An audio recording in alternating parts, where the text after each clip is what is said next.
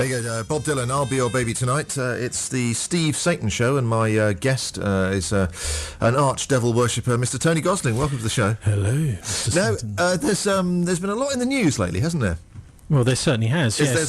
There normally is, actually. And the reason we're going to talk about... what are we going to talk about? Oh, yes, Diana's back in the news. Why is Diana back in the news? Well, Princess Diana is not going to be out of the news until the case is solved. Certainly the case, even though we've had a royal inquest, which by rights is completely wrong, the royal coroner should never have investigated the royal crime. It should have been somebody from, outside the immediate royal circle to do the inquest. Once it's solved, then I think this will go away as a story, but it hasn't been solved. I mean, a lot of people talk about her death. I talk about her assassination because I think it was a political killing. Right. And it has been coming back into the spotlight again because of this case of Danny Nightingale from the SAS. Now, if anyone was going to know about what really happened to Diana, I suppose the SAS would be the obvious people to ask. Well, that's assuming that the SAS were guilty of assassinating her. Not necessarily, no, but they're in the know. Yeah, so even if it was operatives from another organisation, whether they be mercenaries or the French Secret Service, the SAS are likely to be at least informally in the loop somewhere. Maybe because they chat to each other. Yeah, okay. So what has Danny Nightingale said? What's emerged about Danny Nightingale? Well, Danny Nightingale hasn't actually said anything, but I think this is a good example of what happens when you take on the SAS in court, because if people don't remember, he's the guy who was found to have ammunition and I believe it was a pistol at his home address, which he certainly should not have had. And he was saying, it was a sort of memento. Hang on a minute. There are laws to do with firearms, and everyone can understand that. Hang on a minute. Just because you're in the SAS doesn't mean to say you can have an unofficial, unlicensed firearm. You're supporting the official position there, but there was a lot of public sympathy towards him, wasn't there? Well, there is, and also, of course, he is someone who's thinking, well, look, if you're going to take me on and have a go at me about this, well, I've got a few things to say about you. And that's what's happened. As part of his court case, one of the bits of evidence that's emerged was a letter sent by, not by him, but by another colleague, which includes allegations about the death of Diana. Now, two specific allegations which have been talked about. One is that there was a massive cover-up involved in it, and also that this other person who hasn't been named in this letter, was named in the letter but not been named publicly, knew who had actually organised the assassination of Diana. Right. So it seems to me what's going on here, just to give a sort of broad background of it all, is that this guy is rather annoyed about Danny. He's rather annoyed about being prosecuted. He doesn't feel he's done anything wrong, and in order to, I suppose, have a go back at the establishment that he feels has cheated him, he's saying, well, okay, if you can have a go at me, I can have a go at you too. And so that is why that this letter has been released. In court, in public. Yeah, okay. So hopefully some investigative journalist or somebody involved with that case will get down and reveal who some of these names are. I want to know who is being accused, because I know who I think was behind the death of Diana. Right. So why have... You see, what I struggle with is if your conspiracy theory is correct, then generally speaking, the establishment would close ranks and, sweep stuff under the carpet. So why have the police gone public and said...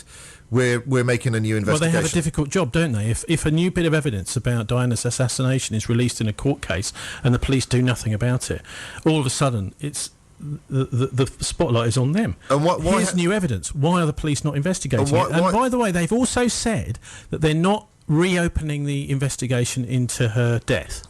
So they've said that they've done a kind of halfway house. Right. What the Scotland Yard have said is that we are having another look.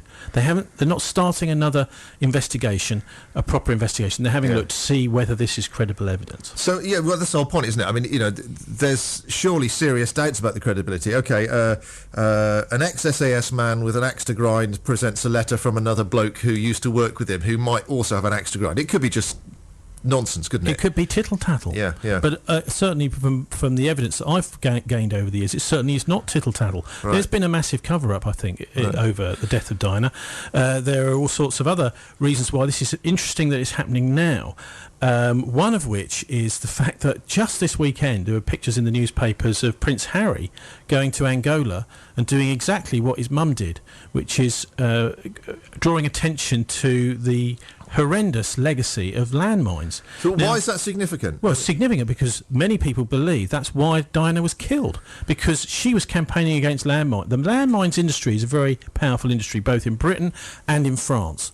They provide a massive amount of exports for those two countries, and so I don't think there's much doubt about the fact that those two industries in those two countries were very annoyed. And of course, there had to be some sort of link between France and Britain for the death to happen in Paris.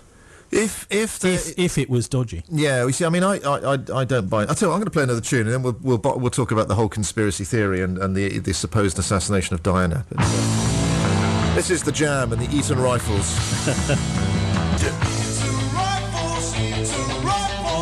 Eton Rifles from the Jam. So it's Steve Satan here on the radio, along with Tony Gosling. Tony Gosling, your show on Friday. I'm no doubt you're going to be talking about this. I imagine that's the sort of song you'll hear around the Cameron household, of course. Yeah. If you ever get invited down to the Cameron Manors, allegedly the Eton Rifles is the kind of song you're going to hear, which is amazing, really, since it's all taking the mickey out of the Eton boys. Yes, in the very unlikely event that either you or I get invited to David Cameron's house, I mean, I think I'd want to kick him very hard in the testicles. Oh. Anyway, let's move on. So, I mean, we're talking about Diana and the Diana conspiracy, and the what you claim is an assassination. So, let's accept that there are, as you say, landmines are big business. There's a pressure on, they're not... The motive. Okay, we're on the motives. All right, the other motive, very important motive, is, apart from the landmines, is the massive embarrassment she was beginning to cause to the royal family. I mean, the royal family is essentially like a kind of cult. They are very, very close. Extremely secretive, have been for centuries, probably since around about the time of Edward III, which is, the 1300s. It's been very, very close, apart from the Civil War, where we had a king, Charles I, who started to think for himself, and it's all been very, very close to the royal family. So the fact that you'd had somebody who was right in the middle of all of that, who was actually rather glamorous, and had then come out of it completely. I mean, we for example, we played a clip of Diana herself speaking, because when she wrote... when Andrew Morton wrote the book Diana, Her True Story, the entire thing was a complete and utter bombshell for the royal family. Right. She was telling the story to Andrew Morton. They didn't like it at all, and this was like a hammer blow to the royals, rather like the Panorama programme, if you remember that. Diana did almost 45-minute long interview. This was showing up the royal family, really, to be actually rather a nasty bunch, and the fact that Charles had been the one that had actually cheated on Diana didn't seem to matter. The fact was that Diana was treated by the royal family as the enemy rather than the victim of Charles and his indiscretions with other women. Yeah. So but I'm still she was constantly banging away about the royal family and what they were really like. Yeah. They didn't like that at all. Someone who'd been in the inner circle was squealing. Yeah, I get that. But, okay, so firstly in the case of the landmines then, right, the political pressures from the landmines, surely, rather than assassinating her, someone would have, in the first instance, had a quiet word and say, look, back off here, and secondly... Yeah, but she was never going to do that, right? This is what a lot of people have said. In fact, talking to Tracy Worcester, the Marchioness of Worcester from Badminton, I mean, these people live big next-door neighbours of Charles. I talked to her about Diana, and she said, oh, Diana, what a stupid woman. Thing is, she wouldn't do what she was told. She was an independent-minded, independent spirit, and that was one of the reasons that they realised, look, this actually warning her is not going to work. Right, well, you may be right, but also the other thing about the whole idea of her embarrassing the royal family, she was nonetheless, still very popular in herself, and I would have thought she was still more of an asset to the royal family than she was outside the royal control, right? Well, outside the royal circle, and also she was shooting in. She was that much of a liability that they were going to have her killed. Do you reckon? Yeah, that's part of the reason. Yeah. I think the main reason was the business of the landmines, because she was starting to affect profits of these big companies in France and in Britain, and that's why one of the best books on all of this, without a shadow of a doubt, is John Morgan. He's an Australian Republican, funnily enough, retired journalist who decided to go into the three main interesting reports. One is the British, the Paget inquiry, the Stevens inquiry, which was the police report from Britain. They had a French police inquiry as well into the assassination or the death, and then they had the inquest. So all those three were areas where lots of evidence came in on all sides. What John Morgan did is he's gone through the whole thing to try and build up a pattern of what really happened. Yeah. And that book I would thoroughly recommend. It's only about 130, 140 pages. You can read it in a day. Okay. And it's called Princess Diana, the Paris-London Connection. Right. And I think unless you understand that there was a dual interest for the British government and the French government to see the end of Diana, then you don't understand why it happened in Paris. Well, okay. Now, the other thing I want to come to is the other reason why I'm sceptical of this assassination theory is the practicality of killing her in a car accident. Now, let's not forget that one of the guys actually survived, and it's entirely possible, having planned this supposed assassination, that Diana could have survived. She did survive. She did survive. Well, and John Morgan makes it absolutely clear from the evidence of the very first medic that got to her that she was scoring 14 out of 15 on the scale that they use. I don't know, can't remember what it's called. Right. But paramedics have a scale when they come to an accident scene and there are several casualties to quickly assess who is the most in need of treatment. Diana was hardly in any need of treatment. She was talking, she was breathing fine, she was in the back of the car. So what John is saying in his book is that he believes that the evidence points to her actually being killed in the ambulance as she was taken from the scene to the hospital, because the ambulance took a very long time. It stopped somewhere in between. Right. And so she was actually quite healthy. It's just that the people who were in the ambulance were not there to look after her. They were there to put an end to her. And how was you see, again, it's just the practicalities of making a car crash. Okay, Mercedes. Yeah. Mercedes car. We had recently an incident over in the United States with an investigative journalist who was working for Rolling Stone magazine called Michael Hastings. Yeah. Now, he was looking into the deputy director of the CIA. We've now only just last week heard about this, that's what his story was on, and it's going to be published apparently because he'd written most of it in Rolling Stone over the next few weeks. And so he died in a very, very mysterious car crash, also in a Mercedes. Yeah. Now, the Mercedes was filmed by, I'm not sure if it was the LA police or the police in the States, doing something like 70, 80 miles an hour in an urban area. Yeah. Screaming straight across some traffic lights. If you, as some clever bright spark has done in the States, that what they've done is they've actually slowed down the footage and shown that he had his foot on the brakes. So he's got his foot on the brakes, and yet his car is doing 70 miles an hour. Hang on, how would they have a camera on it on the brake pedal? How would you? No. It's a police camera filming the car as it goes past. Yeah. Right, and you can see someone has actually taken a freeze frame from it that his brake light is on. Oh, brake light. Okay. Yeah. So why is he doing 70 miles an hour when the brake light's on? Well, maybe he's just slowing you've down heard slightly. of something called unintended acceleration. Yeah, it does happen. Yeah, Toyotas have had this. Yep.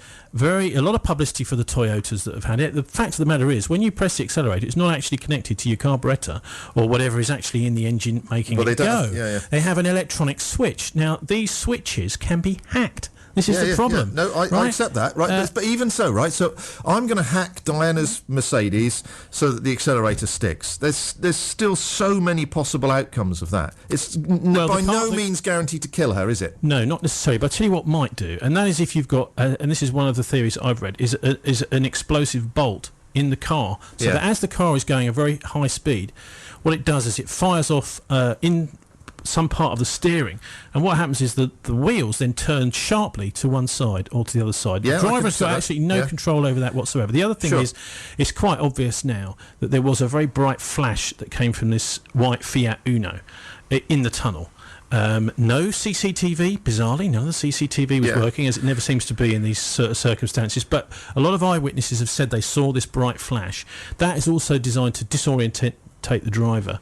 So you can actually cause a crash in this fashion if you particularly wanted to, if you were particularly malicious. But if your theory is correct, right, that there's the explosive bolt and the stuck accelerator, potentially, why do you need the Fiat Uno?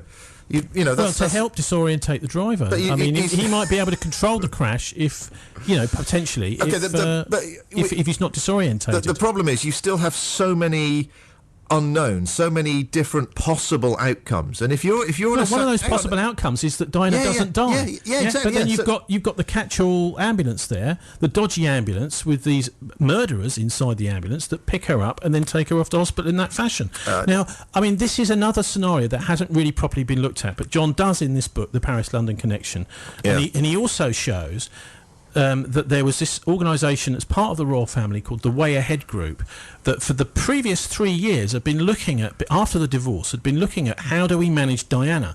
And this Way Ahead Group also included many of the senior staff at the royal families. And just before the death of Diana, for no apparent reason, the meeting time of this Way Ahead Group was shifted forward.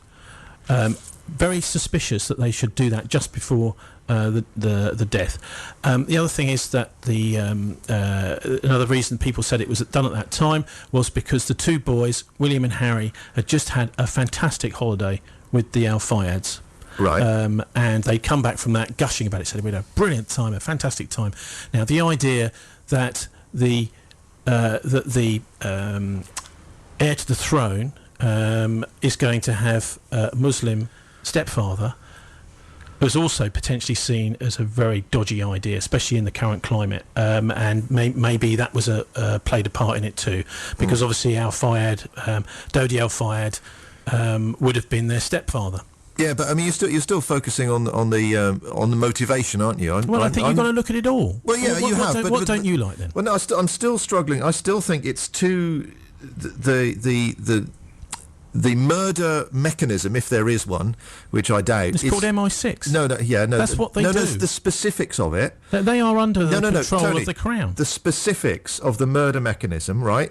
You know, stuck accelerator, explosive bolt. I think it's just not reliable enough. It's not that the accelerator is stuck, right? With these practically it is, yeah. It's because so many of these cars, particularly the Mercs. Have you ever seen the Mercedes? Are actually the top of the range in these remote control cars. They've got cars now who can skid with no driver in, drive around and skid, and then stop the skid right in between two bollards. I mean, they have all this kind of remote control driving thing down to a T. They can control cars from afar if they want to. Well, yes, they can possibly, conceivably, but I still, I don't know. I tell you, Audi had a big problem with this unintended acceleration as well, although it hardly hit the headlines. But so the idea that you as a driver are in control of the car, as the technology moves on, is becoming less and less the case. It's the same as aircraft. But the method of murder, which you allege, which is you make the accelerator stick and you make the steering turn to the left. It has so many possible outcomes. It's not rigidly defined and guaranteed to work enough that, you know, if you're planning an assassination, you've got to plan it accurately. You've got to make sure that car's going fast. Okay. No. You've got to make sure it was being chased, but not by paparazzi. But what the inquest said, and very few people realise that the inquest actually was an unlawful killing. That was the verdict at the inquest, not an accident. Yeah? But the people who were following the car were not paparazzi. They were four guys on high-powered motorcycles who, as soon as the accident happened, disappeared. Right. So what was their job? Their job was to harass the car to make it go fast. That's what I believe. Well, and also potentially to stop it going in particular directions, to send it into the direction that they wanted it to go. So why do you need to harass the car to make it go fast if you're going to interfere with the accelerator and make it stick? Well, the idea, it's called belt and braces, mate. Yeah. You have several different ways just to make sure you get yourself an accident and you get your princess into your ambulance. That was the fallback. If she wasn't seriously and fatally injured in the accident, that the ambulance was there to take her. Yeah, still don't believe it. This is Peter Gabriel.